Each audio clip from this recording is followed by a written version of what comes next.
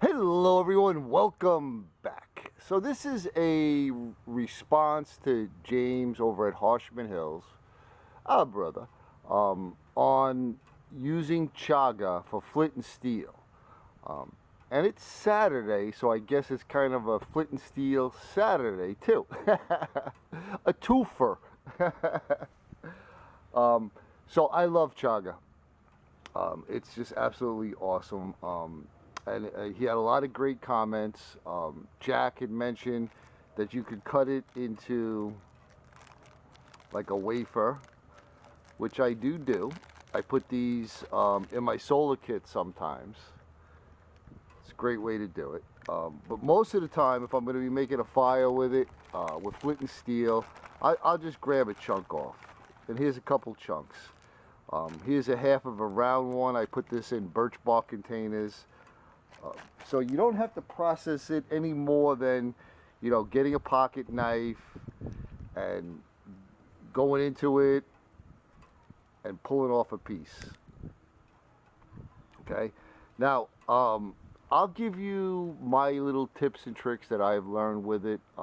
There's probably a dozen more that I'm not going to mention, but just what I found to be the case. When you're near the dark part, it's like harder, okay? And when you sort of get towards the center of it, it's softer, like sort of cork-like, okay? That's the stuff I like, okay? That seems to catch the best spark. It's like this hard stuff, I have yet to get a spark to take on this, okay? So the ways you could set this off, obviously, is with flint and steel, ferro rod, solar. I've made a video where I used this as a hearth board and did it with a bow drill. It was actually the only bow drill ember I've successfully gotten, and that was with using the Chaga. And of course, like many people mentioned, you could make a Chaga tea and then dry out the pieces and use them for fire making later on. So again, but we'll get back to the crux of the video here.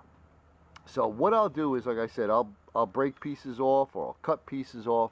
You could save all of that dust, okay? Put it in a container, and you could do the cast down method with your flint and steel like you would if you had punk wood, okay?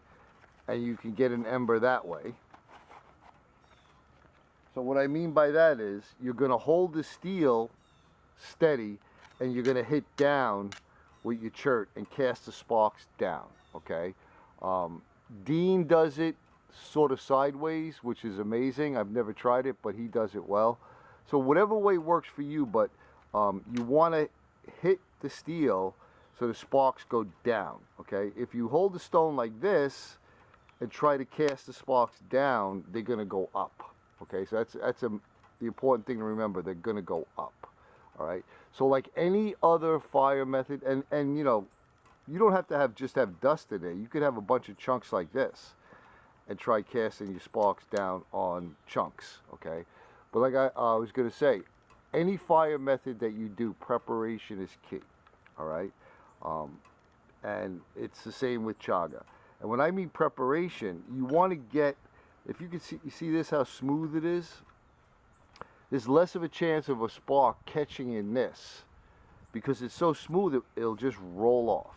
So you want to prepare the edge, okay? And I'll show you how I do it. Again, many different ways to do the same thing. So I'll take, let's say, this piece here, and I'll look at my stone, and I do it like chalk cloth, basically. I put it on top, okay? So I'll look and I'll say, okay, that has got a nice fit. There's not a lot of gaps. Like if I put it like this, you see there's some gaps in there. Or if I put it like this, there's some gaps. I want to try to get it as close to the edge and as flat as I can, okay? And then I'll take my my little saw in here. Again, you can use the knife blade. And what I do is make tons of little craters. I want to give the spark a place to get in and kind of stick. I don't think that showed up too much, but so now there's a bunch of craters in there versus it being smooth. Then I'll take my chert or flint or whatever you got. Let's get a good edge here.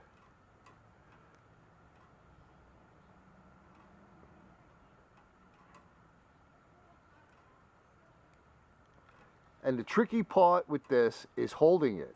I'll be honest with you. That's the trickiest part. Trying to hold it all and doing it.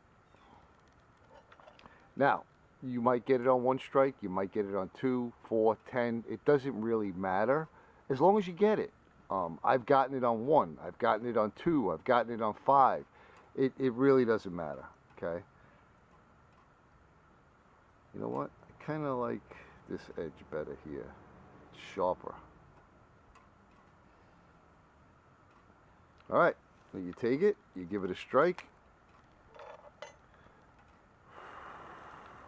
Now if you saw that the spark went in there and it stayed, and it actually lit, but it went out.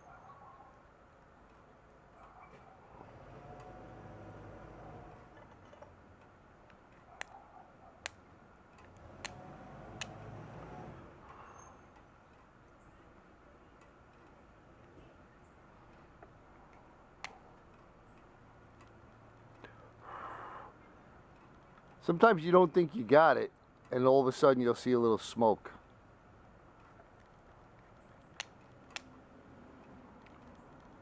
Right there.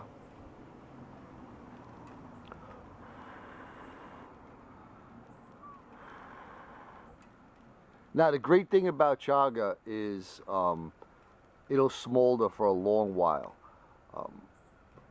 Obviously it's been used for who knows how long. And I think one of the primary reasons why it's such an excellent tinder or fire starter, or whatever you want to classify it is because it does smolder. So if you had a big piece of this, you could put, you know, set that up to just smolder, break a piece off when you need to make your next fire, and you're good to go.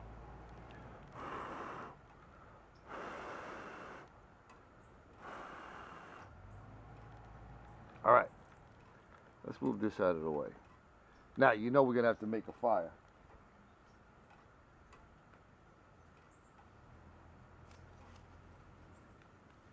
No rush. Don't rush it. And you most certainly don't need a giant piece like that, but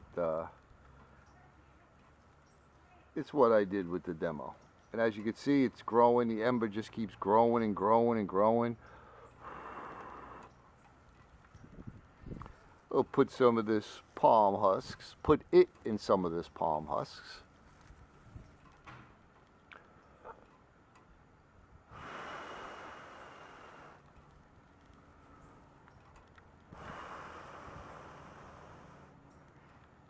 We got some smoke. It's a smoking.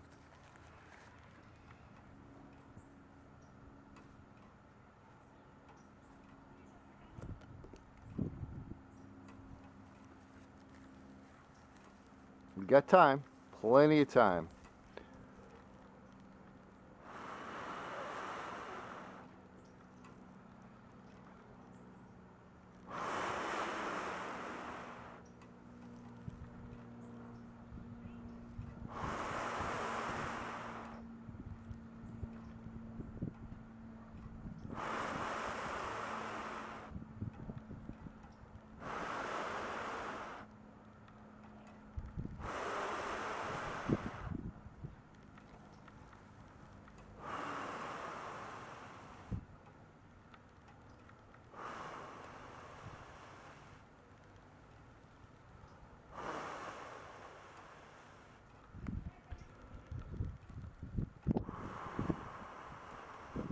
Whoa!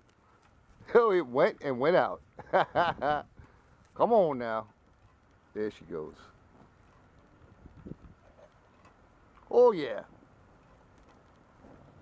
Oh, got a little breeze going. So there you go, James. Flint and steel chaga. and a flint and steel sound. All right, my film cut off. So there you go. It's still left.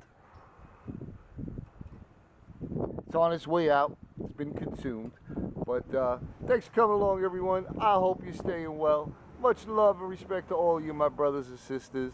I hope that you have a wonderful day, and we'll see you on the next one.